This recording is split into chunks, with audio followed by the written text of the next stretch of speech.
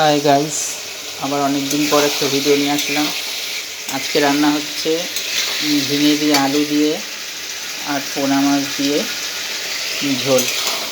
এখন ঝিঙে আলুটা আমি কষাচ্ছি, আদা জিরে গুঁড়ো ধনের গুঁড়ো টমেটো আর ফোড়নে দিয়েছি জিরে আর রাঁধুনি দিয়ে এটা ভালোভাবে কষানো হচ্ছে। দেখো, এবার কষানো হয়ে গেলে এর মধ্যে জল দেব। তারপরে জলটা যখন ফুটে উঠতে শুরু করবে তখন এই মাছটা দিয়ে দেবো, তারপরে নামিয়ে নেব। আর চিনি আর নুনটা তোমরা স্বাদ মতো দেবে, আর ঝালটা এটা তোমরা তোমাদের স্বাদ অনুযায়ী দেবে। আমিও তাই দিয়েছি স্বাদ অনুযায়ী। দেখো, তেল ছাড়তে শুরু করেছে, কষানো হয়ে গেছে। এবার আমি এটা জল দেব। কষে গেছে আমার তরকারি, এবার জল দিয়ে দিচ্ছি। এবার জল দিয়ে দিলাম, এই দেখো জল দিচ্ছি।